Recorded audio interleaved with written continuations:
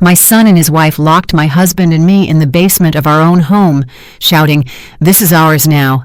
Sitting in the dampness, I heard my husband whisper, "Hush, they don't know what lies behind that wall." When they left, my husband moved a loose brick and showed me a secret he had kept for 39 years. Hello, dear listeners. Thank you for joining me today. Before I begin my story, I would be very happy if you subscribed to the channel and left a comment writing which state or country you are listening from. It always warms my heart to see how far our stories travel. Enjoy listening. This house knows how to breathe. I know the rhythm of its breath as well as my own. In the morning, when the first rays of the Georgia sun break through the old pecan trees in the garden, it takes a quiet, deep inhale, and dust motes dance in pillars of golden light. In the evening, it exhales, cooling down, and the old beams creak, as if sighing, settling in for the night. I have lived here for 40 years. I have grown into these walls, or perhaps they have grown into me. My father-in-law, Cornelius's father, a man with a steady gaze and a wide soul, built this house. He built it not as a vacation home, but as a legacy, a place where his grandchildren and great-grandchildren would laugh, a place of strength. This morning I was making soup as usual, simple chicken broth with dumplings, the way my grandmother taught me. Cornelius eats almost nothing lately, but the aroma of chicken broth is so familiar, so like home, that it sometimes sparks a flicker of interest in him. I was cutting carrots into tiny, almost jewel-like cubes and remembering how I taught Travante, our son, to do this. He was little, standing on a stool next to me, his chubby fingers clutching a safety knife. "Mama, I'm a chef," he would shout, and we would both laugh. That laughter still lives in the grain of the kitchen table. "That tasteless slop again, Miss Idella?" The voice of Kessia, Travante's wife, burst into my memories like a draft in a warm room. "We talked about this yesterday. The internet has a million recipes. Broccoli cream soup, gazpacho. Can't you master something new? It's for Travante. He needs proper nutrition." She stood leaning against the doorframe in her ecru silk robe, arms crossed over her chest. She never called me Mom, only Ms. Idella, with a cold politeness that was worse than outright rudeness. I didn't turn around. I just kept stirring the broth. "Your husband loves this soup," I answered quietly. "And his father loves it. Father doesn't understand anything anymore," she cut in. "But Travante deserves better. They have been living with us for 3 years, ever since Cornelius had his first stroke. At first, it seemed right. Family should be together, especially in hard times. I gave them the entire second floor, the master suite with the balcony overlooking the garden. Cornelius and I moved downstairs to his former study so he wouldn't have to climb the stairs. Gradually, their things, their habits, their smells, Kessia's sharp perfume, Travante's tart cologne, began to displace the air of this house. Last week, she moved grandfather's armchair without asking, the one with the worn armrests where my father-in-law used to read the Savannah Tribune. She shoved it into the darkest corner and hoisted some soulless white contraption of metal and leather into its place. "It doesn't fit the modern interior," she threw over her shoulder at me. I said nothing then. I just went downstairs at night when everyone was asleep and stroked the old cracked leather of the chair the way one pets a faithful old dog. I remember how Travante used to fall asleep in it in his grandfather's arms, how I sat in it myself while pregnant, reading history books, dreaming of returning to my work at the archives when my son grew up a bit. But he kept growing, and then came Cornelius with his career, demanding constant attention, and my dream quietly gathered dust like old tomes in the attic. Cornelius lay in the study, staring at the ceiling. His body had weakened, but his mind sometimes flared with its former clarity, like an ember in a dying fire. I walked over, sat down next to him, and took his hand. His skin was dry and thin, like parchment. "How are you, my love?" I whispered. He slowly turned his head, his eyes focused on me. "They are noisy," he exhaled. Yes, they were always noisy. Their voices, their arguments about money, their loud laughter, All of it was alien to the quiet, grounded life of our home. Travante came down for lunch. He didn't say hello, sat at the table, and immediately stared at his phone. I placed a bowl of soup in front of him. He pushed it away. "Ma, we need to talk. Seriously." Kessia instantly materialized next to him, sitting opposite, folding her hands on the table. In her eyes was that predatory glint I had learned to recognize. It meant they were plotting something. "We've been thinking, with the inheritance and all these complications, bureaucracy," Travante began, not taking his eyes off the screen. "Father is in such a state. To avoid problems later, you should sign the house over to me now. A deed of gift. It's just a formality to simplify everything." My chest went cold, not from the words themselves, but from the casualness with which they were spoken, as if he were asking me to pass the salt. "No," I said. My voice didn't tremble. "This house belongs to your father and me. As long as we are alive, everything stays as it is." "So you don't want to simplify things?" Kessia leaned forward. "You want your only son to run around government offices later, gathering certificates when, well, you understand." "I understand everything," I replied, looking her straight in the eyes. "And that is exactly why the answer is no." Travante finally raised his head. There was no filial love in his gaze, only cold, angry irritation, as if I were not his mother, but an annoying obstacle in his path. "I don't understand what the problem is. We live here. We take care of Father." "You live in my house," I corrected him. "I take care of Father." At that moment, Cornelius appeared in the doorway of the living room. He stood leaning against the jamb, breathing heavily. He must have heard everything. His gaze was surprisingly clear. He looked not at me, but at Travante. "You..." His voice was weak, but every word rang in the ensuing silence. "You are a disgrace to our name. A disgrace." That word struck Travante like the crack of a whip. I saw his face contort. It wasn't just anger. It was the rage of a man touched in his sorest spot, his vanity, his right to bear the Dubois name, of which he was so proud. His whole life was built on that name. "What?" he screamed, jumping up so fast the chair fell with a crash. "A disgrace? Are you out of your mind? I am the only one continuing this name. This house, it is mine by right. It should have always been mine." He stepped toward his father. I jumped up, standing between them. "Travante, stop! No, enough! I am tired of this." His eyes were wild. "This is ours now."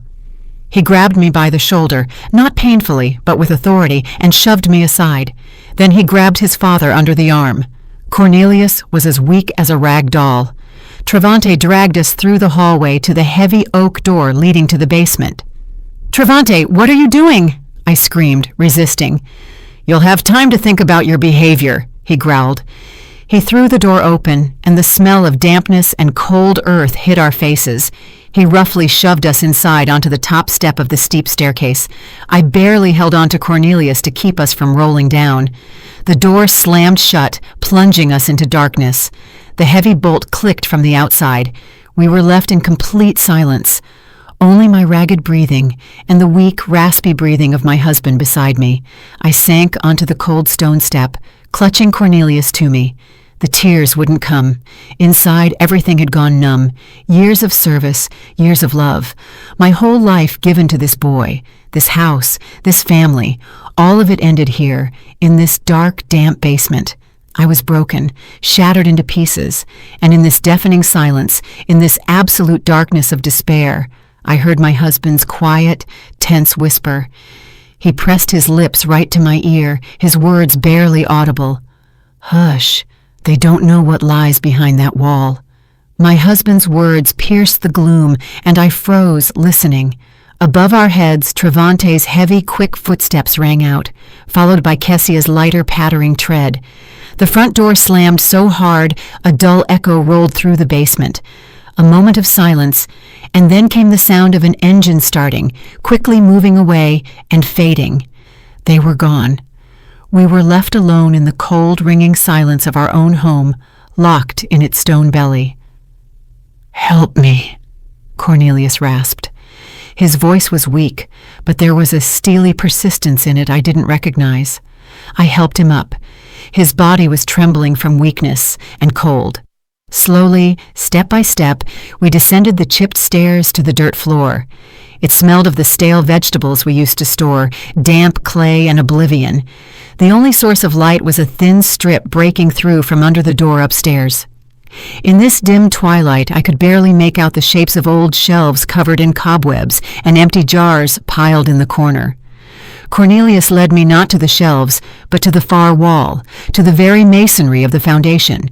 He leaned against the rough, damp stones, breathing heavily. "Here," he whispered. "Father showed me when I was 18, said it was for the most extreme case. I thought it would never come." He ran his shoulder along the wall, searching for something by touch in the gloom. Finally, he stopped. "Here, press. I don't have the strength." I touched the stone where he pointed. One of the rough granite blocks seemed no different from the others. But when I pressed harder, it gave way, sliding inward with a quiet scraping sound. Behind it, a black square void opened up. Inside this niche, something dark lay hidden. I reached my fingers in and felt cold, smooth metal. It was a small tin box, an old tobacco tin, the kind popular in my childhood. I pulled it out. It was light, almost weightless. We returned to the steps and sat side by side. Cornelius took the box from me. His fingers struggled with the simple latch for a long time. Finally, with a quiet click, the lid opened. I expected to see anything. Old photographs, maybe a few gold coins hidden by my father-in-law for a rainy day. But inside there was nothing shiny, only a few yellowed papers folded in four. Cornelius took out the top document and unfolded it. Even in this faint light, I saw the official seal and faded violet ink. It was a birth certificate. "Read it," Cornelius said. I took the paper. It was fragile as an autumn leaf. The name written in calligraphy was unfamiliar to me. Cassius Thorne, place of birth. A prison hospital in Mississippi. A place I had only heard terrible stories about. Mother's name, dashed out. Father's name, Orion Thorne. "I don't understand," I whispered, looking at my husband. "That's me," he said quietly. "That is my real name." Something snapped inside me.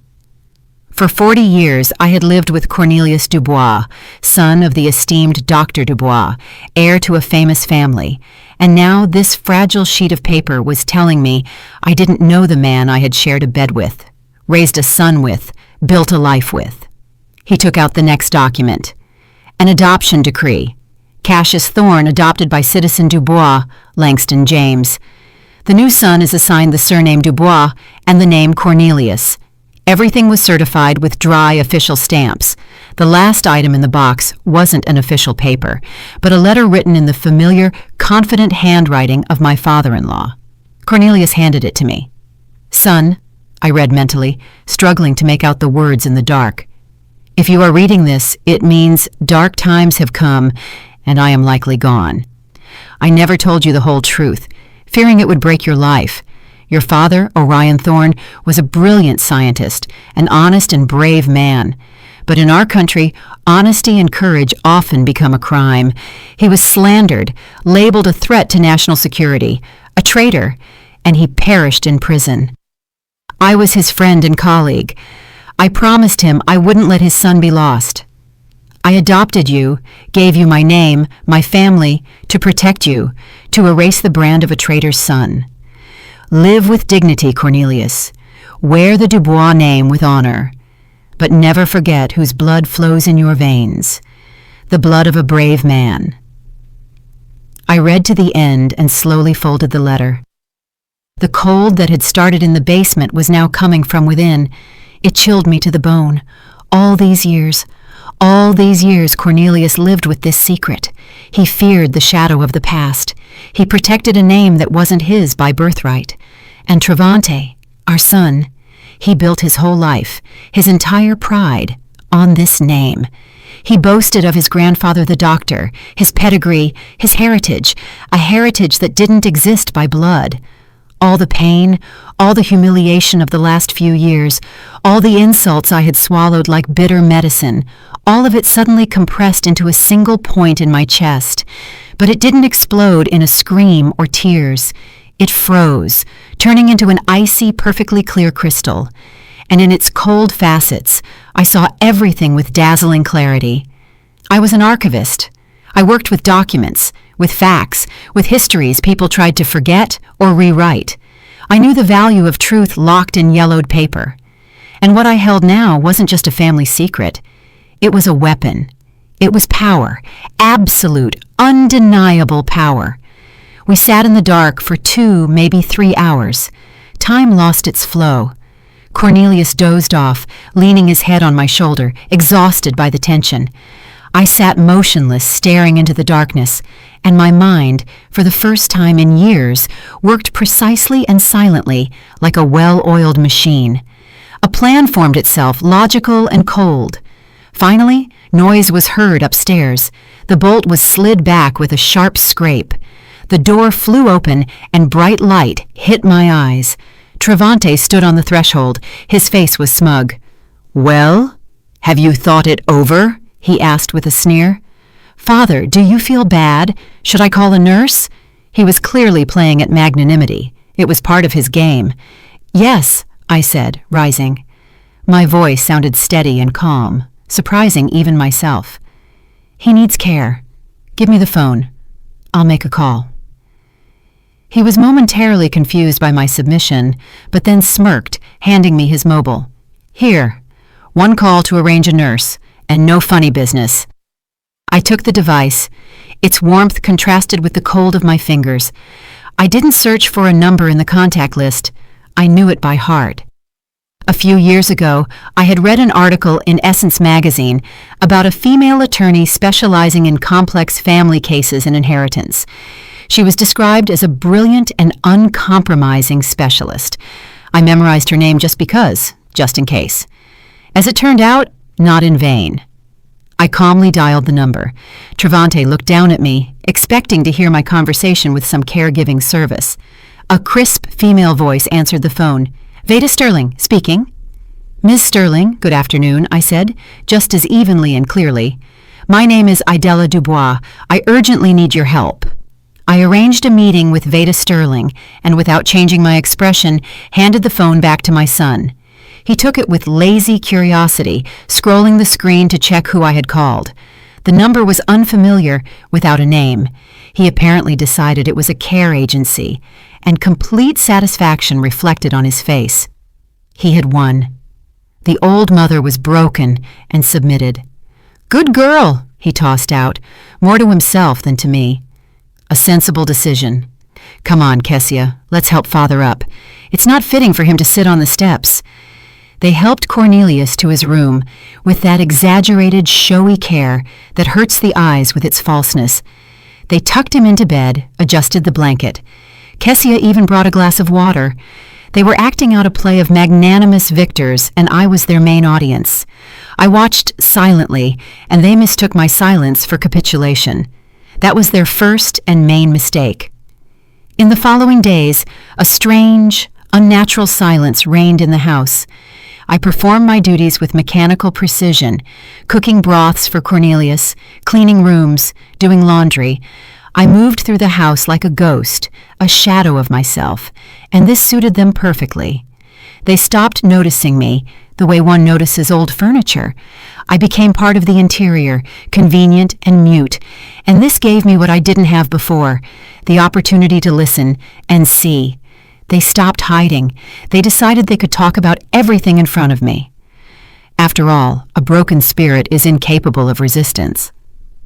One morning at breakfast, while I was silently serving biscuits, Kessia, flipping through some glossy magazine, said to Travante, "Honey, I've been thinking. That wall between the living room and Father's study, it's not load-bearing. If we tear it down, we'll get a huge space, a studio. We can put a white marble bar counter right here." I froze for a moment with the skillet, the wall she wanted to demolish. My father-in-law's desk stood against that wall, where he wrote his last medical journals. Against that wall, Cornelius taught little Travante to write his first letters. There, on the wallpaper, if you looked closely, you could still make out a faint pencil mark. Our son's height at 5 years old. She spoke of it as if it were just an annoying hindrance on the way to a bar counter. "Great idea," Travante responded, not looking up from his coffee. "The study will be free soon anyway, and the library? Well, the books can be sold for scrap or recycled. Who reads them nowadays? Recycled. Books my father-in-law collected all his life. Rare editions on Black history, leather-bound volumes with gold embossing, books signed by the great minds of the Harlem Renaissance. Recycled." I placed the plate of biscuits on the table. My movements were fluid. Not a muscle on my face twitched, but inside me, something cracked and broke off. The last shard of maternal illusion that there was still something left in my son of the boy who listened with delight as his grandfather read aloud to him. They saw my calmness and mistook it for apathy, for senile detachment. They didn't understand that this was the calmness of a surgeon studying the chart of a diseased organ with cold attention before picking up a scalpel. Every word, every gesture was for me a symptom of a disease, their disease, the name of which was greed and vanity. The apotheosis of their delusion came on Tuesday evening. They approached me as I sat by Cornelius's bed, reading old poems to him aloud.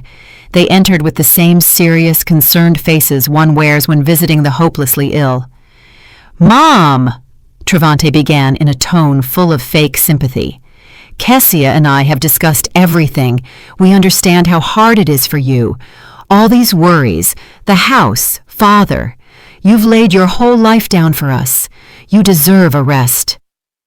Kessia immediately chimed in, placing her manicured hand on my shoulder. The touch was light, but I felt the cold seep under my skin. "We found a wonderful place for you, Ms. Idella, a senior living community, not some nursing home. No, an elite establishment. Just outside Atlanta, pine forest, a pond, 4 meals a day, medical care 24/7. You'll have your own cozy room. You'll be able to walk, read, socialize with people your age. We'll visit you on weekends." They looked at me, expecting gratitude. They sincerely believed they were doing me a favor. They were offering me, the mistress of this house, a cozy room in exchange for my past, my life, everything that was dear to me. They were proposing to tear me from the soil I had rooted into and transplant me into a government-issue pot so I would quietly wither there, not hindering them from building their life on the bones of mine. I raised my eyes to them. I looked at Travante, at his face so like my father's, and at the same time so alien. I searched in him for at least something, a shadow of doubt, a spark of shame, but found none. There was only confidence in his own righteousness and slight annoyance that he had to waste time on these sentiments. At that moment, the last drop of my maternal love died. It didn't evaporate in anger, didn't drown in tears. It simply ceased to be. As if a spring snapped in an old clock and the pendulum, swinging for 40 years, stopped forever.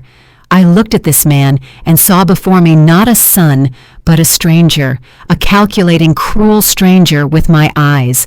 And this realization brought not pain, but a strange, cold liberation. I owed him nothing anymore, neither love, nor forgiveness, nor pity. "That is a very generous offer," I said quietly. My voice sounded hollow, but steady. "I need to think." Of course, think about it," Travante rejoiced, clearly pleased the scene had passed without tears or reproaches. "We just want what's best for you." They left, leaving behind a trail of expensive perfume and absolute confidence in their victory. I remained sitting in the silence, broken only by the breathing of sleeping Cornelius. I looked at our photos on the dresser. Here we were young, at our wedding. Here we were with little Travante on the beach at Tybee Island. A whole life captured in these frames. A life built on love, sacrifice, and, as it turned out now, on lies. But even that lie was nobler than the ugly truth my son and his wife revealed to me today. I no longer felt like a victim. The feeling of resentment evaporated, leaving behind a void and a cold, ringing determination. They themselves erased everything that bound me to them. They freed me from the shackles of maternal duty. They underestimated me. They saw before them a weak old woman. They didn't know that quiet archives store documents capable of changing the course of history, and that a quiet woman who worked with those archives all her life knows how to use them. Tomorrow I have a meeting with Veda Sterling, and I will come to it not with a request for help, but with a ready battle plan. The next day I told Travante I needed to go into town, to the pharmacy for a rare medicine for father that wasn't available at our local one. He gave me money for a taxi with an air of performing an act of the greatest charity. Kessia even helped me put on my coat, straightened my collar, like one does with a child. "Don't be long, Ms. Idella. Lunch needs to be ready." I nodded and left the house, feeling their condescending gazes on my back. They were watching an obedient old woman heading out to run errands. They didn't know I was going to war. Veda Sterling's office was located in a modern building in downtown Savannah with high ceilings and quiet corridors. She herself turned out to be a woman of about 40 with a sharp, piercing gaze and a complete absence of fussiness. She didn't gasp, didn't offer sympathy. She listened. I spoke evenly, without emotion, laying out the facts, the humiliation, the demands, the deed of gift, the basement. When I finished, she was silent for a few seconds, looking at me. "Do you have any documents confirming your rights to the house?" she asked finally. Her voice was calm, but steel could be felt in it. "I have something more important," I answered, and took the tin box from my bag. I laid its contents on the polished table. The birth certificate in the name of Cassius Thorne, the adoption document, my father-in-law's letter. Veda put on her glasses and began to study the papers. She read slowly, attentively, as if absorbing every word. I saw her expression change. Professional interest was replaced by surprise, and then by the concentration of a strategist who has been dealt a winning trump card. She raised her eyes to me. There was no longer simple concern in them. There was excitement. "Mrs. Dubois, this changes everything, absolutely everything. The Dubois name isn't just a surname. In certain circles, it is capital. Your son built his career, his connections, his entire status on this name. If it turns out he has no blood right to it—" "I understand that," I interrupted her. "I want my house and my peace back." "You will get much more," she said, and notes rang in her voice that stirred me. "You will get justice, but I need time. I need to check some details. The name, Orion Thorne. It vaguely reminds me of something. Let me work with this." I went home, leaving the documents with her, and plunged back into the gray, silent routine. Travante and Kessia, seeing I no longer raised the topic of the nursing home, decided I had resigned myself and was simply awaiting my fate. They already behaved like full owners. Kessia ordered furniture catalogs. In the evenings, they sat in the living room, loudly discussing which shade of gray would best suit the walls in their future studio. I walked past without stopping, but every word they said was deposited in my memory, becoming another stone in the foundation of my resolve. A week passed, a week of sluggish, tense waiting. And then Veda Sterling called me on the old landline when Travante and Kessia weren't home. "Mrs. Dubois, can you talk?" Her voice was tense. Suppressed excitement sounded in it. "Yes, I am alone. I have news, and it is stunning. I pulled the archives, unofficial ones, of course. I had to use my father's old connections. He was a historian. What I found explains why Langston Dubois was so afraid of his adopted son's past." She paused, and I heard her catch her breath. Orion Thorne wasn't just a political dissident. That's too mild a word. He was one of the leading theoretical physicists of his time, a genius destined for great things. In the late 60s, he was part of a project of national importance, but he had his convictions. He refused to participate in development that, in his opinion, could lead to catastrophe. They tried to convince him, then force him. He didn't yield, and then they broke him. They fabricated a case. He wasn't just accused of dissent. He was accused of treason, of passing secret data to foreign intelligence. I listened, and the cold that had settled in me in the basement seemed to turn into ice, binding my insides. There was a closed trial, Veda continued. His name was erased from everywhere, from scientific publications, from lists of institute employees. It's as if he never existed. But in narrow academic and government circles, his name is still remembered. Not as the name of a scientist, but as the name of a traitor, a brand, a stain that in those circles doesn't wash away even after a generation. I was silent, lacking air. I sank onto a chair. Do you understand what this means, Mrs. Dubois? Veda's voice became quieter but more distinct. Your son Travante builds his business on connections. He prides himself on his lineage, his partners, his clients. These are people for whom reputation, purity of name, continuity of generations is everything. They do business with the grandson of the renowned Dr. Dubois. And now imagine what will happen to his business, to his position in society, when it turns out that he is actually the grandson of Orion Thorne, a man whose name for them is synonymous with treason. There it was. That was the weapon I had thought of. But it turned out to be not just a pistol. It was a bomb. A bomb capable of not just winning back my house, but destroying the entire world my son had so carefully built for himself. This won't just strip him of his inheritance, Veda finished. This will destroy him socially, professionally, financially. He will become an outcast, a pariah. For him and his wife, that is worse than death. I hung up the phone. I sat in the kitchen in silence. The sun shone through the window. A geranium bloomed in a pot on the windowsill. Everything was as always, but the world had changed. The stakes in this game had risen to the heavens. It was no longer about an old house and a humiliated mother. It was about the total destruction of my son's life. And I felt no horror, no pity, no maternal instinct that should have screamed inside me, protecting my child, whatever he might be. No, I felt only cold, eerie satisfaction, a sense of perfect, calculated justice. You wanted to take my house. You wanted to throw me into a home. You wanted to erase my life like an unnecessary entry in a book. Fine.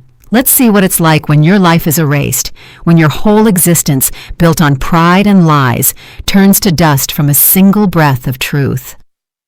I stood up and walked to the window.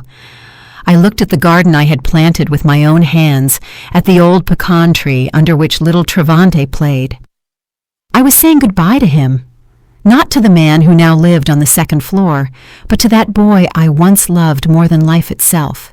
Saying goodbye forever because I knew I would pull the trigger without hesitation. I stepped away from the window when I heard the sound of a car pulling up. They were back. My heart didn't flutter. It beat evenly, coldly, measuring out the seconds until the beginning of the end. I went out into the hallway to meet them, not as a servant, but as the mistress of the house. For the first time in months, I squared my shoulders. They entered laughing, laden with bags from expensive stores. Kessia held a roll of wallpaper samples. They were in a great mood. Ms. Idella, you're here, Kessia tossed out, not looking at me. Travante, look, this pearl shade will look perfect in the foyer. They didn't even notice how I had changed. They were too absorbed in themselves, in their future, which they had already planned within the walls of my house. 2 days later, on Saturday morning, the doorbell rang. Travante went to open it, grumbling discontentedly about visits without warning. I waited in the living room. I knew who it was. Veda Sterling stood on the threshold. She was dressed in a sharp, dark suit. In her hands was a thin leather briefcase. Behind her stood an official-looking man, a courier from a legal firm. Dubois Travante Cornelius? Veda asked in an even, businesslike tone. Yes, and who are you? Travante measured her with an appraising look. My name is Veda Sterling. I represent the interests of the owner of this house, Idella Dubois. This is for you. She handed him a thick envelope. Travante took it confusedly. He looked at me, then back at Veda. His face expressed complete bewilderment. Owner? What owner? This is my family's house. I would ask you to familiarize yourself with the document, Veda replied coldly. Kessia came out of her room, attracted by the voices. Seeing the strange woman, she frowned. Travante tore open the envelope with irritation. He began to read, and I saw the color slowly drain from his face. First bewilderment was replaced by anger, and then he laughed, loudly, hysterically. Eviction? He laughed. Mama, is this your joke? You hired this actress to scare us? This is just ridiculous. Kessia snatched the paper from him, ran her eyes over it. Her face also twisted into a contemptuous sneer. Ms. Idella, we thought you had fallen into apathy, but you, it turns out, decided to play drama. Very cute, but we don't have time for this. She turned to Veda. Miss, I'm afraid my mother-in-law has misled you. She is an elderly person, a bit out of her mind. Here. With a triumphant air, she walked to the credenza, took a folder from a drawer, and pulled a document out of it. Here is the real document, the deed of gift. The house belongs to my husband, Travante Dubois, so you can use your papers as you see fit. She handed the document to Veda. Veda took it without even glancing at me. She held the paper up to the light, studied it carefully. I saw her calm, focused face. Interesting document, she said finally, returning it to Kessia. Especially interesting is Mrs. Dubois' signature, so fresh, and the notary's seal. I know this notary, Mr. Henderson. It is a great pity that he passed away 2 years ago. It must have been a very complex document if he had to notarize it from the other side. A ringing silence hung in the room. The laughter froze on Travante's lips. Kessia looked at Veda. Her face went white as a sheet. What? What are you talking about? She stammered. I am talking about the fact that this paper is a clumsy, very clumsy forgery, Veda continued calmly, looking straight into Kessia's eyes. Forensics will prove this in one day, and then we will be talking not about eviction, but about grand larceny and fraud. That is a felony, several years in prison. Travante stepped forward. His face was crimson with rage. Who are you to threaten us in our own house? I am a lawyer, and I do not threaten. I inform of consequences. The house, as I already said, belongs to my client. This is confirmed by the will of her late father-in-law, Langston Dubois, the original of which I have.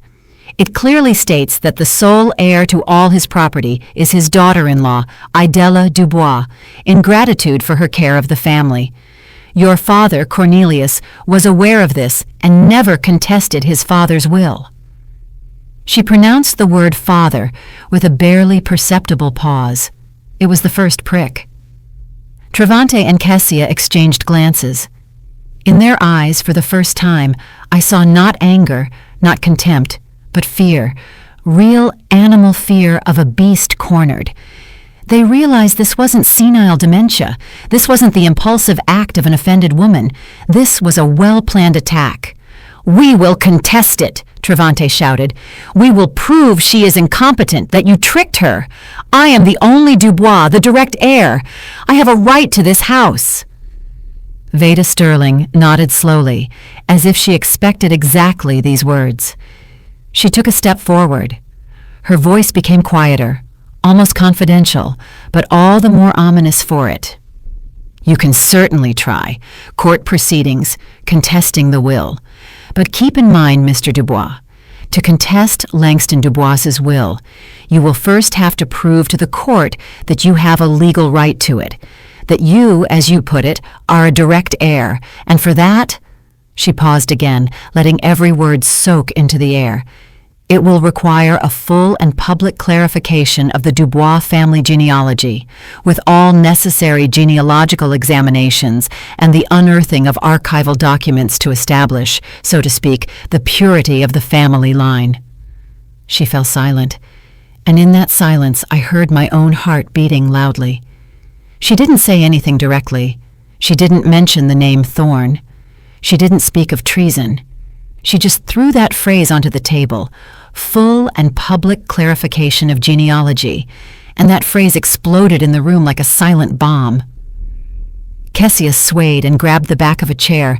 Her face expressed horror and complete lack of understanding. But Travante understood everything. He didn't know the details. He didn't know the whole truth. But he heard in Veda's words a threat aimed at the very heart of his world, at the foundation of his identity. He paled so much his lips turned blue. They looked at me, at the quiet, gray-haired woman who had stood silently by the fireplace all this time. And in their eyes, I finally saw what I had been waiting for. Not just fear, but realization. Realization that the old woman they had written off, whom they had locked in the basement, whom they were going to ship off to finish her days in a home, held the threads of their fates in her hands, and she was ready to cut them. Veda Sterling nodded to me, turned, and walked out. The courier followed her. The door closed with a quiet click that sounded like a gunshot in the deafening silence. We were left, the three of us, me, my son, and his wife.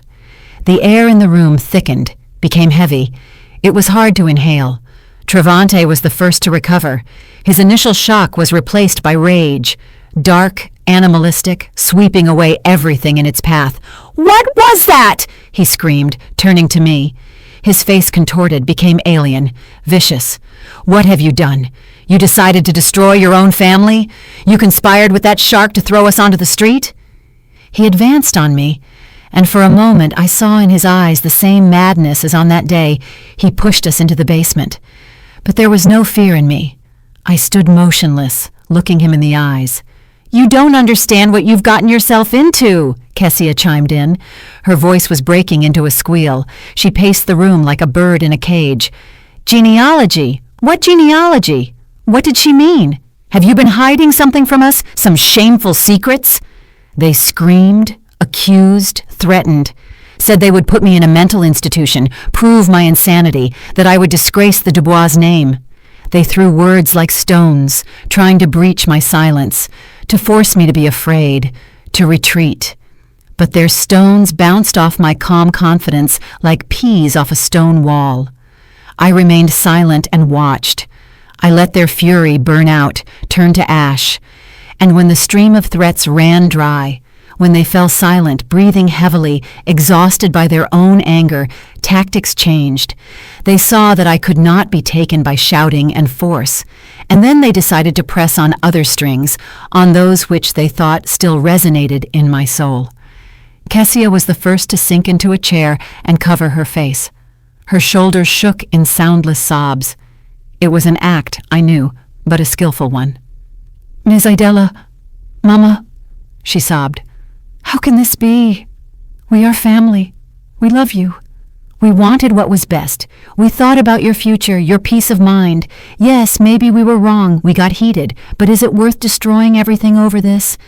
Travante walked over and squatted in front of me. He tried to take my elbow, but I pulled away slightly, and he removed his hand. He looked up at me. There was no more rage in his eyes. Now feigned grief and filial hurt splashed there. "Mama," he said quietly, soulfully, "remember everything that happened. Remember how you raised me. You gave me everything. You sacrificed your career, your dreams, for me, so that I would become who I am. Can you really destroy all of that yourself now? Were all those sacrifices just to kick me out of my own home in the end?" He spoke of my sacrifices.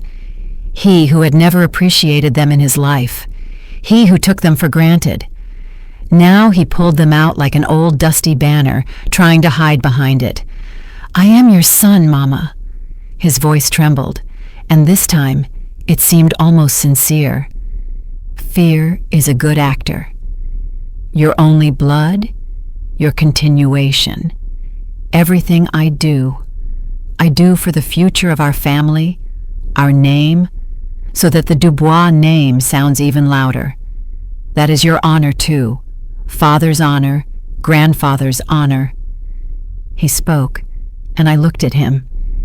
And for the first time in all this time, I felt something other than cold anger and determination. It was pity.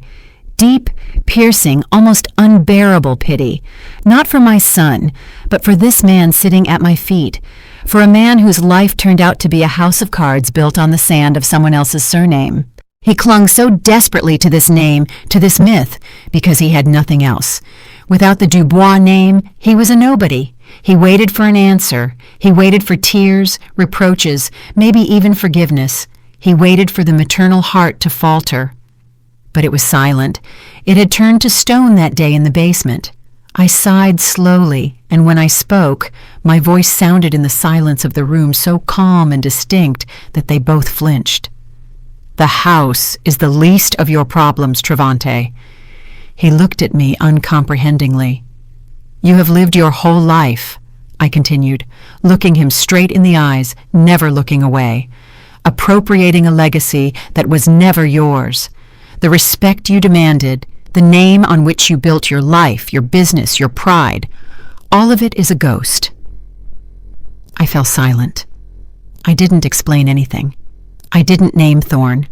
I didn't tell the story of his real grandfather. I just left that phrase hanging in the air between us. A ghost. I saw his brain working, how he frantically tried to understand what I meant. I saw fear begin to take shape in his eyes, the shape of something unknown, but monstrous. "What? What are you saying?" he whispered. "What legacy? What name? I am a Dubois. My father is Cornelius Dubois. My grandfather is Langston Dubois." "Your grandfather, Langston Dubois, was a great man," I said quietly, "and very noble. He gave your father his name to save him. And you turned that name into a commodity, a shield for your vanity, and you disgraced it. Father was right." I let him figure out the rest himself. I knew my son's imagination. I knew his greatest fears, the fear of being a nobody, the fear of turning out to be an imposter. I saw those fears coming to life in his eyes now, fueled by my silence. He could imagine anything. Illegitimacy, a secret shame in the lineage, any dirt that could stain the shining name of the Dubois family. And any of those guesses was torture for him. I gave him this food for thought, this poison that would slowly poison him from the inside. The horror of the unknown was my strongest ally. Kessia looked from me to her husband, understanding nothing. She only saw that her strong, confident Travante was sitting on the floor, crushed by a few of my phrases. I stood up. I felt very tired, but at the same time surprisingly light. "You were given 3 days to move your things out," I said, heading for the door of my room. "I would advise you not to waste this time on arguments." I entered the room and closed the door behind me. I didn't hear what they said after that. I just went to the bed where Cornelius was sleeping and sat down next to him. I took his hand. It was warm. I looked at his peaceful face and thought about what a heavy burden he had carried all his life, and what a terrible price our son paid, because that burden was never lifted in time. 3 days passed in a thick, tense silence. They didn't move out. I saw them whispering for hours, locked in their bedroom. Their phones didn't stop ringing. I knew they wouldn't give up. They were preparing their last desperate move, and I was ready for it. On the evening of the 3rd day, Travante entered my room. He was dressed in an expensive suit. His face was pale but determined. A kind of feverish, unnatural confidence had appeared in him. "Tomorrow at 11 a.m. at our townhouse," he said in a clipped voice. "Family council. Everyone will be there. Uncle Peter, Aunt Vera, my main business partners. You must be there, and bring your lawyer too. Let's see who wins." He turned and left without waiting for an answer. It was a challenge, their final gambit. They decided to move the battlefield to their territory, surround themselves with allies, and crush me with public opinion. They were going to stage a show trial where I would be the accused, out of my mind, a vengeful old woman who had fallen under the influence of a predatory lawyer. They wanted to declare me incompetent and thus take control of both me and the house. It was a smart move. But they underestimated me again. The next day, precisely at 11 o'clock, Veda Sterling and I entered the living room of their city apartment. It was a huge, faceless space furnished with expensive but cold furniture, and it was full of people. Our relatives were here, whom I hadn't seen for several years. Cornelius's cousin Peter, an important city official, his wife Vera, draped in pearls. There were also people unfamiliar to me with hard business faces, obviously those very partners whose opinion Travante valued so much. Travante and Kessia stood in the center as masters of the situation. Kessia was pouring water into glasses, portraying the gracious hostess. Travante carried himself with that emphasized solidity that was supposed to inspire trust.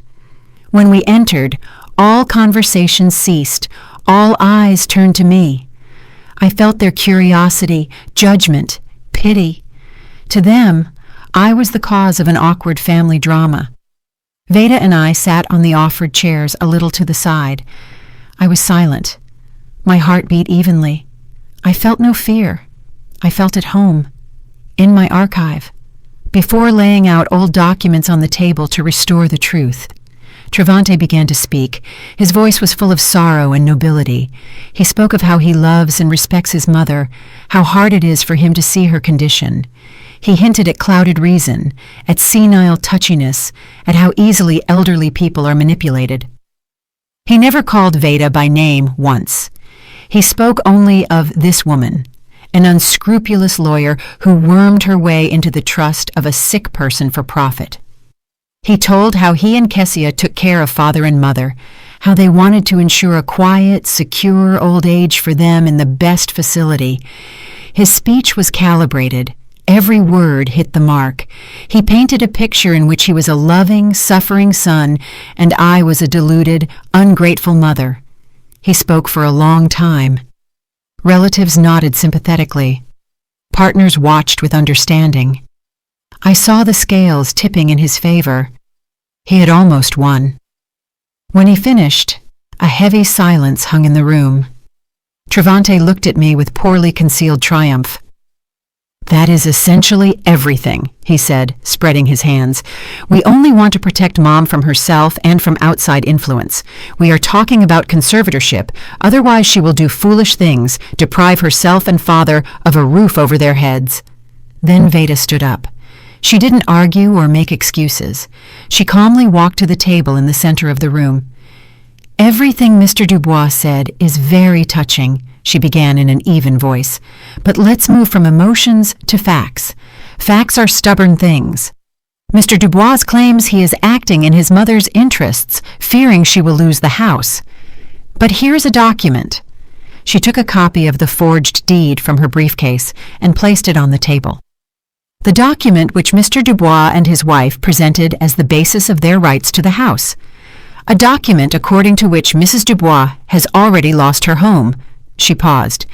"And here," she placed another sheet next to it, "is the conclusion of a handwriting analysis confirming the signature is forged, and a certificate from the archives of the notary chamber stating that the notary who allegedly certified this paper died 2 years before it was signed." A murmur ran through the room. Uncle Peter frowned, took off his glasses. Travante's partners exchanged glances. The picture of the loving son began to crack. "These are all insinuations," Travante shouted, but there was no longer confidence in his voice. "These are documents," Veda cut him off.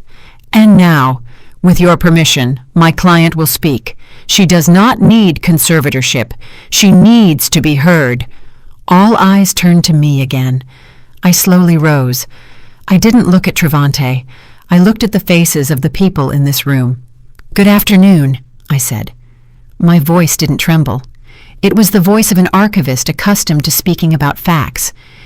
My son spoke of the legacy of the Dubois family, of honor. I dedicated my entire life to serving this family and preserving its history. Therefore, allow me to clarify. I took another folder from my bag.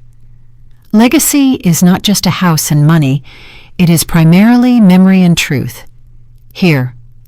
I placed my father-in-law's letter on the table. This is a letter from my father-in-law, Langston Dubois, to his adopted son, my husband Cornelius. He writes about love, about duty, about nobility. He writes about how he saved an orphan boy by giving him his name. This is the true legacy of the Dubois family, love and self-sacrifice. I spoke calmly, laying out the history of my family before them like solitaire. I told them the truth, not all of it. I didn't name Orion Thorne. I didn't speak of treason. The honor of the family, even one like this, I didn't want to stain publicly. I simply said that Cornelius was an adopted son, the son of a repressed scientist whom Langston Dubois saved from the system, giving him his surname and his love. Langston left this house to me, I pointed to the copy of the will, because he believed I would preserve his spirit, the spirit of a family built not on blood, but on love. And my son, I looked at Travante for the first time, decided that his right to this house was based on a forged paper. I fell silent, and in that silence, everything became obvious. I didn't accuse. I simply juxtaposed two documents. On one side, a letter breathing love and nobility, the real history of the family. On the other, a fake deed, breathing greed and deceit. I contrasted genuine legacy with entitlement. It was the end. I saw it on their faces. Uncle Peter slowly stood up, walked to the table, took my father-in-law's letter, read it. Then he looked at Travante with such contempt that he shrank. The business partners silently rose from their seats and, without saying goodbye, headed for the exit. They wanted nothing to do with a man who not only turned out to be a fraudster, but wasn't a real Dubois. His main capital, his name, turned to dust before their eyes. Kessia stood clutching her husband's arm. Her face was gray with horror. She looked at the departing guests, at the ruins of their world. And I think, at that moment, she hated him. Travante stood in the middle of the room completely alone. He was broken, destroyed, and not by a court, not by the police. He was destroyed by the truth which I, carefully, like an archivist, had brought to light. His final gambit turned into a public execution he had arranged for himself. He was exposed as a cruel, greedy impostor before everyone whose opinion was dearer to him than life. He was completely and finally broken. I turned, and looking at no one else, walked out of the room. Veda followed me. We silently went down to the street where the cool spring air waited for us. It had never seemed so fresh and clean to me. We didn't say a word to each other. Everything had already been said. 6 months have passed. Autumn has come into its own, painting the garden in gold and crimson. The house has become very quiet. This silence no longer depresses me. It was healing, like a cool compress on a wound. It was filled with light penetrating the washed windows, the smell of pecans, and the quiet ticking of the old clock in the living room. Cornelius passed away at the end of summer, quietly, in his sleep, in his bed. His exhausted heart simply stopped. I held his hand until the very end. We didn't talk about Travante. We didn't talk about the past. We talked about our youth, about our first date in Forsyth Park, about how funny he looked trying to fix a leaky faucet. We said goodbye, and when he left, I mourned him. Not the husband bearing someone else's name, but my Cornelius, the only man I loved. I buried him next to his adopted father, Langston Dubois. Two noble men, whose stories turned out to be so closely intertwined, now lay side by side. Travante was not at the funeral. He and Kessia disappeared. They moved out of the city apartment, selling it to pay off debts I hadn't even suspected. Their world, built on the prestige of the Dubois name, collapsed in a single day. Partners turned away. Friends stopped answering calls. The society in which they so wanted to shine expelled them. I heard from distant relatives that they moved to some small provincial town in Alabama, where Kessia found a job as a receptionist in a beauty salon. Nothing was heard of Travante. He didn't call, didn't write. For me, he simply ceased to exist, like the ghost I once spoke of. I felt neither gloating nor hatred, only emptiness in the place where maternal love used to be. Today I went down to the basement, but it was no longer the dark, damp crypt where my rebirth once began. I hired workers. They cleaned it out, whitewashed the walls, installed bright lighting. Along the walls now stood not dusty shelves with jars, but new pine ones, smelling of resin. In the center, a large, sturdy work table. my table. This basement, once my prison, became my sanctuary, my personal archive, the place where I finally returned to myself. I slowly laid out old photographs, letters, documents on the table. All my life, I had been the keeper of other people's stories, the history of the Dubois family, the history of my husband, the history of my son. I carefully collected them, cataloged them, protected them. Now the time has come to collect my own. I took a new album with blank pages in a hard leather binding. On the first page, I neatly placed Langston Dubois's letter, a document about love and nobility that became the cornerstone of this story. Next to it, I placed a photograph, not my wedding one, not a photo with my son, but another, small black and white one taken many years ago. In it, a young girl with glasses and short hair sits at a desk piled with old tomes, looking into the lens with delight. That was me, Idella, a 20-year-old history student at Spelman College, in love with her profession, full of hopes and plans. The me I had buried myself under the rubble of family obligations and sacrifices. I looked at this girl and smiled. I had been walking back to her for so long, through 40 years of serving others, through betrayal and pain, through the cold of the basement. I finally found her. I was no longer just a keeper. I became an author. The author of my own story, in which I myself decided what was important and what needed to be left in the past. I didn't cross anything out of it. Neither the joy of motherhood nor the bitterness of disappointment. But now I placed the accents myself. I gave events the meaning I considered true. I finished my work and walked to the small high window of the basement, which the workers had cut through at my request. It looked straight out into the garden. From down here the world looked different. I saw not the trunks of trees, but their roots going deep into the earth. I saw fallen leaves that would become soil for new life in the spring. I placed a cup of hot tea on the windowsill. The aroma of Earl Grey mixed with the smell of earth and wilting foliage. Steam from the cup rose to the glass, and the world outside the window became a little blurry, like an old watercolor. I took a sip. It was quiet in the house, quiet in my soul. For the first time in many, many years, I didn't feel like someone's wife, someone's mother, someone's daughter-in-law. I was simply Idella, a woman looking out the window of her house at her garden, a woman no longer defined by her past sacrifices, but defined by that calm, conscious future she built for herself. I was free, absolutely, completely, until my very last breath. Free. That is where my story comes to an end. Thank you for spending this time with me. If it resonated with your soul, please like and subscribe to the channel.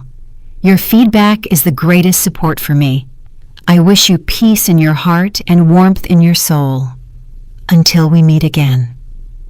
Such a complicated but very deep story, dear listeners. A story about sacrifice, betrayal, and that terrible price one sometimes has to pay for one's own freedom and dignity. It makes you think about a lot, doesn't it?